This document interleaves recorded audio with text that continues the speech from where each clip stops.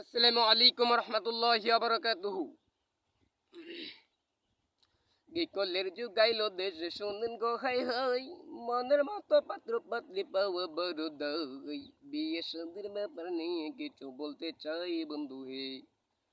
আমার বিয়ে আমি করবো ভাবি যেখানে আসে, হলুদ দিতে গোসল দিতে রং বেরঙে হাসে, পাদা পুষে বান্ধবীও থাকে আশেপাশে লজ্জা হয়।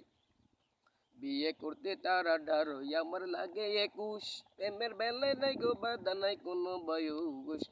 বিয়াটা ভাই খুবই কঠিন, প্রেমটা খুব সহজ হয় রে হয়। মেয়েদের বিয়ে মানে বুঝি বাপের কপাল পুরে, ছেলের বাবা যৌতুক লইয়া পাঙ্কা মিলাই উড়ে।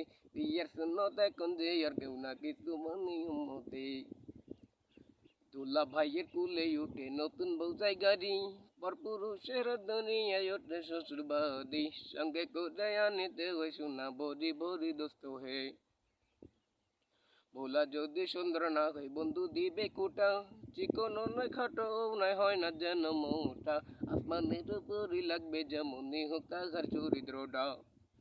ভোলা যদি করে রে ভাই সরকারি চাকুরি, দেখতে হোক বা জুয়ান বুড়া কিংবা কাঠের লাকড়ি, এই পোলাটাই করবে বিয়া দিবে একটা বকরি মা গো মা।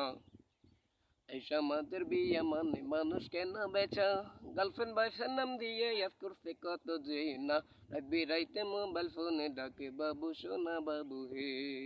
আসসালামু আলাইকুম রহমতুল্লাহি ওয়া বারাকাতুহু।